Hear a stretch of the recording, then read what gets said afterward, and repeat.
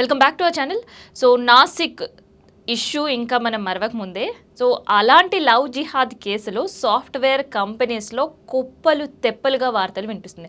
So ఇందులో వాస్తవాలు ఎంత, ఇట్లాంటి విషయాలను కూడా తెలుసుకుందాం. ప్రజెంట్ మనతోటి మెరుగు శ్రీధర్ గారు. శ్రీధర్ గారు నమస్తే. సో ఏంటి నాసిక్ ఇష్యూ ఏంటి అసలు? సాఫ్ట్వేర్ కంపెనీస్ సాఫ్ట్వేర్ ఉద్యోగాలు చేస్తున్నాయా, లేదంటే లవ్ జిహాద్కి అడ్డగా మారుతున్నాయా? అవినీతి మాఫియా ఒకటి ఇక్కడ రాజ్యం వెళ్తుంది మ్యామ్. అవినీతి మాఫియా సాఫ్ట్వేర్ కంపెనీస్లో రాజ్యం వెళ్తుంది. మనం ఇంతకుముందు ఇంటర్వ్యూస్లో చూసినట్టయితే హెచ్ఆర్ వ్యవస్థ ఇప్పటికి కూడా చెప్తున్నా ఒక చెంబల్ వ్యవస్థ. హెచ్ఆర్ వ్యవస్థ ఒక చెంబల్ దొంగల వ్యవస్థ. వీళ్ళు జాబులు అమ్ముకోవడము, ఈ పనులు బ్లాక్ మార్కెట్ చేయడం తప్ప ఇంకొక పని లేదు వాళ్ళకు.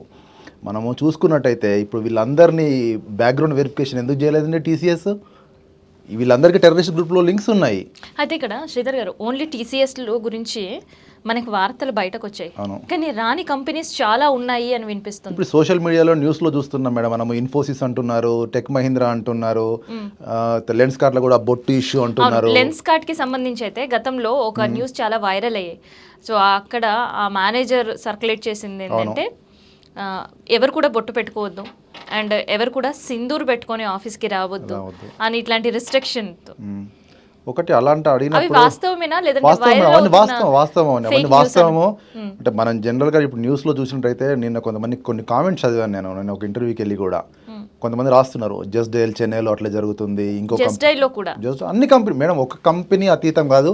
టీసీఎస్ దొరికింది, కొంతమంది దొరకలేదు. బట్ అవన్నీ వాస్తవాలు నాకు తెలియదు, ఇంకా వేరే కంపెనీలు. బట్ న్యూస్లో చూస్తున్నాము.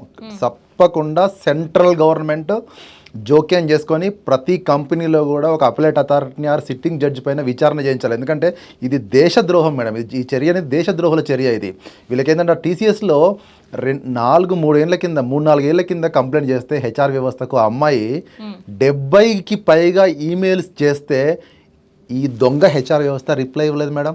ఆ హెచ్ఆర్ వ్యవస్థ ఆ రోజు రిప్లై ఇస్తే ఈ కేసు బయటకు వచ్చేదా? ఇప్పుడు ఇంటర్నల్గా సాల్వ్ అయ్యేది కదా, వాళ్ళందరినీ సస్పెండ్ చేసేవాళ్ళు కదా.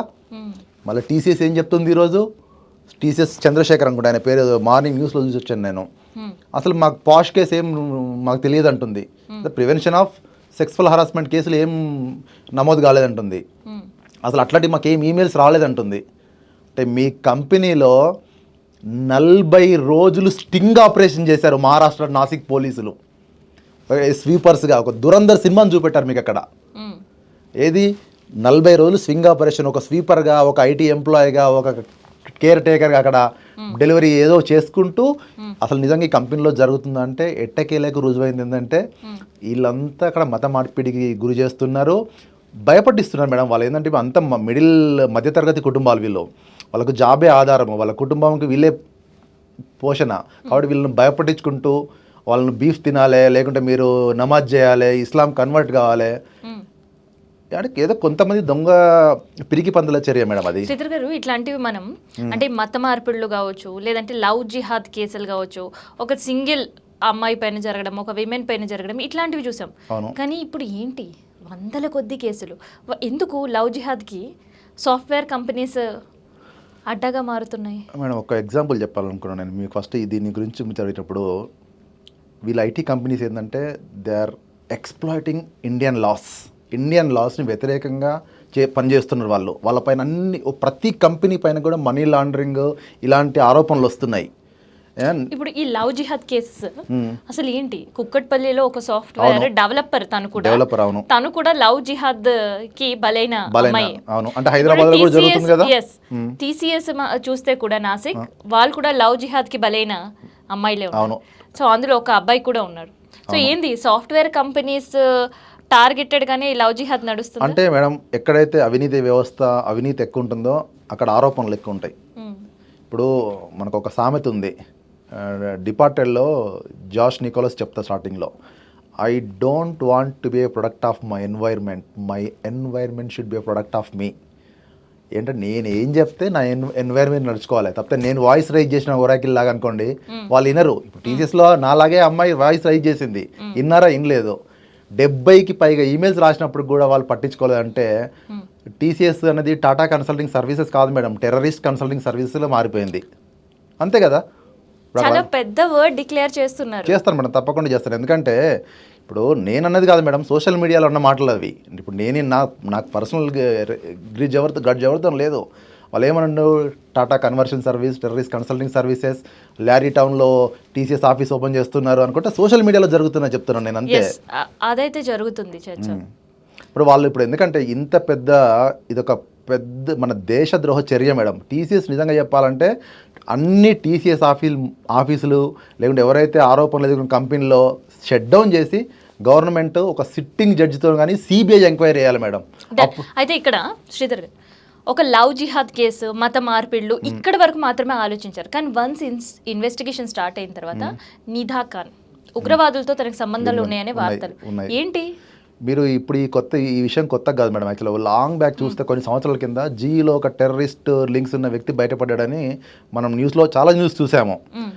అంటే ఇప్పుడు ఎవరిది ఈ బాధ్యత? ఎవరిది? హెచ్ఆర్ వ్యవస్థది. మీరు ఒక పర్సన్ను రిక్రూట్ చేసుకుంటారంటే అతని బ్యాక్గ్రౌండ్ వెరిఫికేషన్ అండి, ఏమైనా పోలీస్ కేసులు ఉన్నాయా, ఏమైనా సస్పెక్ట్స్ ఉన్నాయా అని వెరిఫై చేయాల్సిన బాధ్యత కంపెనీల పైన, కంపెనీ మేనేజ్మెంట్ పైన ఉంది. కానీ వీళ్ళు హెచ్ఆర్ వ్యవస్థ చేసే పని ఏంది? ఇప్పుడు వీళ్ళకి ఎవరైతే నిధా ఖాన్ గురించి మనం మాట్లాడుకుంటాం, సో వీళ్ళకి బయట నుంచి కూడా ఫండింగ్ ఉంటుందా? డెఫినెట్గా మేడం. ఈరోజు సస్పెక్ట్ చేస్తున్నారు ఏంటంటే వీళ్ళకు మలేషియన్ గ్రూప్ నుంచి ఫండింగ్స్ ఉన్నాయి అండ్ జకీర్ నాయక్తో అందరికీ సంబంధాలు ఉన్నాయి వీళ్ళకు. అది చాలా తక్కువ, మేబీ ఇంకెక్కువ ఉండొచ్చు కూడా. మేబీ ఐఎస్ఐతో ఉండొచ్చు, లేకుంటే డి కంపెనీతో ఉండొచ్చు. కంపల్సరీ ఇవన్నీ హస్తాలు ఉంటాయి మేడం, అందులో డౌటే లేదు. ఎందుకంటే ఇదంతా జాతి వ్యతిరేక కుట్ర.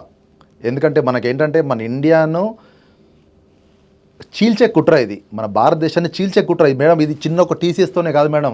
ఎవరైతే ఆరోపణలు వస్తున్నాయో సెంట్రల్ గవర్నమెంట్ వాళ్ళందరికీ నిష్పక్షపాతంగా ఒక అపిలేట్ అథారిటీని కానీ ఒక సిట్టింగ్ జడ్జితో విచారణ చేయించాలి.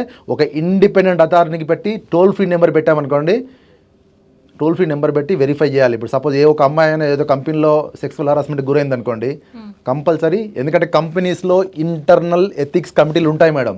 ఈవెన్ ఒరాకిల్లో కూడా ఉన్నాయి. నేను 100 పైన కంప్లైంట్లు ఇచ్చాను, ఒక్కడు దానికి రెస్పాండ్ ఇవ్వడు. అవన్నీ ఏంటంటే చెత్త బుట్టలా వేసే కాగితాలు.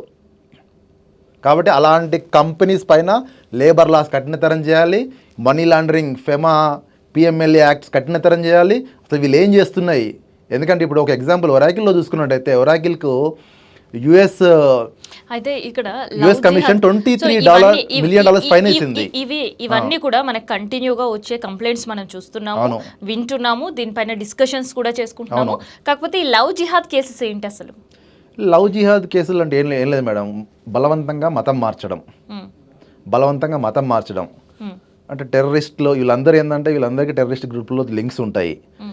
ప్లస్ ఏంటంటే వాళ్ళు కంప్లైంట్ చేసినప్పుడు వాళ్ళు పట్టించుకోకపోవడము. ఈ లవ్ జిహాద్ కేసులు ఇప్పుడు కుకట్పల్లిలో మనం రీసెంట్గా ఒకటి చూసాము, ఇష్యూ చూసాము. మనం ఏ కంపెనీ నాకు తెలియదు. అలాంటి ఇప్పుడు ఒక ఐటీ ఎంప్లాయీ మీరు, సో అలాంటివన్నీ కూడా కంపెనీలో పాసిబుల్ అవుతాయి అసలు? ఎందుకంటే వందలాదిగా ఉండే ఎంప్లాయీస్ ఒక ప్లేస్లో, వర్కింగ్ ప్లేస్లో ఎలా అండి ఇవన్నీ ఎగ్జిక్యూట్ చేస్తున్నారు? అవుతాయి మేడం. ఎందుకంటే ఇప్పుడు ఎలా ఎగ్జిక్యూట్ చేయగలుగుతారు అసలు? ఎందుకంటే ఎక్కడైతే అంటే ఒక గ్రూప్స్గా ఉన్నప్పుడు ఎగ్జిక్యూట్ చేస్తారా, ఎలా చేస్తారు? అంటే నా ఎక్స్ప్లెనేషన్ ప్రకారం ఎట్లా అంటే మేడం, అంటే కంపెనీలో పాసిబుల్ అవుతాయి. ఎందుకంటే చాలా హరాస్మెంట్ కేసులు వస్తాయి కంపెనీలో. అంటే ఈ లవ్ జిహాదే కాకుండా కూడా ఇప్పుడు టీమ్ మేనేజర్లు, కొంచెం శాడిస్ట్ మెంటాలిటీ ఉన్న మేనేజర్స్, వాళ్ళు ఏంటంటే ఎంప్లాయీస్ను ఒక రకంగా అంటే టార్చర్ చేస్తారు. ఎందుకంటే నువ్వు 12 గంటలు చేయి, 16 గంటలు చేయి, నీకు లీవ్ ఇవ్వను, నీకు బర్త్డే లీవ్ ఇవ్వను, నీకు వెకేషన్ ఇవ్వనని బలవంతంగా చేసి కూడా బలవంతంగా పనిచేయిస్తున్నాయి కంపెనీలో. ఆ హరాస్మెంట్కు సపరేట్ లాస్ ఉన్నాయి కంపెనీస్లో, కానీ ఎవరూ పట్టించుకోరు. శ్రీధర్ గారు, ఇప్పుడు మన అది కాదు టాపిక్. ఇప్పుడు అండర్ అంబ్రెల్లా ఒక వర్క్ ప్లేస్లో ఎలా ఎగ్జిక్యూట్ చేయగలిగారు వీళ్ళ ప్లాన్? ఎలాంటి పాసిబిలిటీస్ ఉంటాయో చెప్పండి. పాసిబిలిటీస్ అంటే మేడం, టీం అంతా వీళ్ళే, ఎవరు రిక్రూట్ చేసుకున్నా వీళ్ళే చేసుకుంటారు, మళ్ళీ వాళ్ళని రిక్రూట్ చేసుకుంటారు. కాబట్టి వీళ్ళ కంట్రోల్లో టీం ఉన్నప్పుడు డెఫినెట్గా మేడం ఈ 6-7 దొరికిన దాంతోనే ఇంకా అక్కడ ఆగిపోలేదు. ఇంకా టీసీఎస్ మేనేజ్మెంట్లో కూడా లింక్స్ ఉన్నాయి. వాళ్ళు ఎవరో తెలియదు. గవర్నమెంట్ ఒక సిట్ ఏర్పాటు చేసి లేకుంటే సిట్టింగ్ జడ్జి కానీ సిబిఐతో విచారణ జరిపించి అది బయటికి నిగ్గు తేల్చాలి. అయితే ఈ ఇంటర్లింక్స్ మీరు అనేవి కేవలం టీసీఎస్ మాత్రమేనా, లేదంటే బయట మిగతా సాఫ్ట్వేర్ కంపెనీస్లో కూడా ఉండే అవకాశాలు ఉంటాయా? ఉన్నాయి మేడం. మనం ఇప్పుడు న్యూస్లో నేను సోషల్ మీడియాలో చూస్తున్నాం, చాలా కంపెనీస్ కూడా చాలా టీసీఎస్ ఉందంటున్నారు, ఇన్ఫోసిస్ ఉందంటున్నారు, యాక్సెంచర్ అంటున్నారు, విప్రో అంటున్నారు. మరి అది ఎంతవరకు నిజమో గవర్నమెంట్ తేల్చాలి. ఎందుకంటే ఇప్పుడు వాళ్ళు స్వచ్ఛందంగా ఉంటాయి మేడం. ఎందుకంటే స్వచ్ఛందంగా వచ్చి ఎంప్లాయీస్ కంప్లైంట్ చేయాలి. ఇప్పుడు స్వచ్ఛందంగా వచ్చి మీరు కంప్లైంట్ చేయండి, లేకుంటే పోలీస్ కంప్లైంట్ చేయండి. ఎందుకంటే నాకు తెలిసి అయితే ఇంటర్నల్గా ఏ కంపెనీ మేనేజ్మెంట్ పట్టించుకోదు. వాళ్ళు ఏంటంటే డస్ట్బిన్లో ఒక పేపర్ వేసినట్టుగా వేసేస్తారు. అది జరిగింది టీసీఎస్లో. ఈరోజు చూస్తే మేడం సోషల్ మీడియా అంతా కూడా టీసీఎస్లో open office in Lyari town, Rehman డొకైతులు ఉన్నారు, ఉజర్ బెలూచ్లు ఉన్నారు, అస్లం చౌదరీలు ఉన్నారని నేను చెప్పట్లేదు మేడం. ఇప్పుడు మొత్తం అదే న్యూస్, పొద్దున్న నుంచి చూస్తే అవే న్యూస్ మొత్తం సోషల్ మీడియాలో. మరి అట్లే అవుతుంది మేడం. ఎందుకంటే మీరు ఒక ఎంప్లాయీ కంప్లైంట్స్ను ఇగ్నోర్ చేసినప్పుడు ఇలాంటి ఇష్యూస్ బయటకు వస్తాయి. మీ వ్యవస్థ స్ట్రాంగ్ ఉంటే ఇప్పుడు టెర్రరిస్ట్ లింకులు ఉన్న వాళ్ళు మీ కంపెనీలో ఎందుకుంటారు? అంతే కదా మేడం, టెర్రరిస్ట్ లింక్లో మీ కంపెనీలో ఎందుకుంటారు? మీరు చేసిన పని ఏంది అసలు? మీరు ఏం చేశారు? వాళ్ళ ఈమెయిల్స్ ఇగ్నోర్ చేశారు మీరు. 70 పైకి ఈమెయిల్ రాసినట్టుంది ఆమె. ఇగ్నోర్ చేసి ఒక సిట్ అండర్ కవర్ ఆపరేషన్ చేస్తే నిజాలు బయటకు వచ్చినాయి. లవ్ జిహాద్ కేసెస్ ఓకే, సెక్షువల్ హరాస్మెంట్స్ కూడా సాఫ్ట్వేర్ కంపెనీస్ లో ఎక్కువ అనేది వింటున్నాం. అందులో వాస్తవం ఎంత ఉంది మేడం? సెక్సువల్ హరాస్మెంట్స్ అంటే చాలా కేసెస్ నేను చూశాను, చాలా కంపెనీస్లో నేను చూశాను, కానీ విన్నారు. కానీ ఇప్పుడు చాలామంది ఏంటంటే ముందుకు రారు మేము యాక్చువల్గా. అంటే మహిళలు ముందుకొచ్చి కంప్లైంట్ చేయాలి. నిజంగా ఉంటాయండి? ఉంటాయి మేడం యాక్చువల్గా. ఎందుకంటే సెక్సువల్ ఒక టీమ్స్ యాక్చువల్గా నేనంటే ఇప్పుడు ఈ కంపెనీలో ఒక కంపెనీలో చూశాను నేను. అంటే పాత కంపెనీలో చాలా ఆరోపణలు వస్తే ఇంటర్నల్ కమిటీస్, అప్పుడు ఆ కంపెనీ వెరీ గుడ్ కంపెనీ, వాళ్ళు ఎంక్వైరీ చేశారు, అవన్నీ చేశారు. కానీ ఈ మధ్యలో చూస్తున్నది ఏంటంటే చాలా కంపెనీలు దాన్ని ఇగ్నోర్ చేస్తున్నాయి. సెక్షువల్ హరాస్మెంట్ ఇగ్నోర్ చేస్తున్నాయి అసలు. హెచ్ఆర్ వ్యవస్థ మేడం యాక్చువల్గా నేను ఇంకొకటిసారి మళ్ళీ ఒకసారి చెప్పదలుచుకున్నాను. ఇవన్నీ హెచ్ఆర్ వ్యవస్థ ఇగ్నోర్ చేయడం వల్లే ఈ కంపెనీలు మరి మేనేజ్మెంట్ తెలుసు వాళ్ళకు. కానీ వాళ్ళు ఏంటంటే ఇక్కడ మేనేజ్మెంట్ అంతా కూడా ఏంటంటే ఏం పట్టించుకోరు ఎవరు. ఎనీ కంపెనీలో నేను ఒక కంపెనీ పాయింట్ చేయట్లేదు, పెరుగుతున్నాయి. చాలా మంది ఎందుకు సూసైడ్ చేసుకుంటున్నారు? వాళ్ళ హరాస్మెంట్ వల్ల కదా. మనం న్యూస్లో చూస్తున్నాము, వర్క్ ప్రెషర్ వల్ల, ఆ ప్రెషర్ వల్ల ట్రైన్ల నుంచి దునికి, లేదంటే అక్కడ నుంచి దునికి ఎంతమంది సూసైడ్ చేసుకున్నారు. కానీ దానికి beyond story one of the reason sexual harassment కూడా అంటారు. ఉంటుంది madam, sexual harassment, mental harassment. ఇప్పుడు మనిషిని హరాస్ చేయడం మేడం. ఎందుకంటే నువ్వు 12 గంటలు చేయి, 16 గంటలు చేయి, నీకు లీవ్ ఇవ్వంటే హరాస్మెంటే కదా మేడం అవన్నీ. ఇప్పుడు నాకున్న బేసిక్ హ్యూమన్ రైట్స్ అక్కడ మిస్ అవుతున్నాయి కదా. నేను అందుకే కూడా ఫస్ట్ నా కంప్లైంట్ ఇచ్చింది కూడా నేషనల్ హ్యూమన్ రైట్స్ కమిషన్లో. ఎందుకంటే అయితే ఇక్కడ ఇంకొకటి, ఇప్పుడు ఉండే పరిస్థితిలో ఈ లవ్ జిహాద్ కేసు అనేది ఒక సెన్సేషన్గా మారింది. అవును. సో ఇప్పుడు హైదరాబాద్ కూడా ఒక ఐటీ హబ్. అవును. మరి ఇక్కడ పరిస్థితి ఏంటి? ఇక్కడ పరిస్థితి మీరు కూకట్పల్లి విక్టిమ్ చూసినారు. విక్టిమ్ కూకట్పల్లి, అవును, ఎన్నో ఉంటాయి. కూకట్పల్లి ఉండొచ్చు, ఉప్పల్ ఉండొచ్చు, గచ్చిబౌలి ఉండొచ్చు. ఇప్పుడు అందరూ బయటికి రావాలి. ఇప్పుడు కొంతమంది ఏంటంటే చాలా వాటికి ఏంటంటే అవకాశం ఉందంటారా? డెఫినెట్గా 100% ఉంటుంది మేడం. ఇప్పుడు ఈ విధంగా కూడా ఈ రోజు కూడా నేను విజ్ఞప్తి చేస్తున్నాను మీ ఛానల్ తరఫున, బయటకు వచ్చి పోలీస్ కంప్లైంట్ ఇవ్వండి. ఎవడైతే అరెస్ట్ చేస్తున్నాడో పోలీస్ కంప్లైంట్ ఇవ్వండి. డెఫినెట్గా చట్టం వాళ్ళకు తగిన బుద్ధి చెప్తుంది. మీరు కంప్లైంట్ ఇవ్వనంత కాలం ఎవరు ఏం చేయలేరండి. Thank you madam.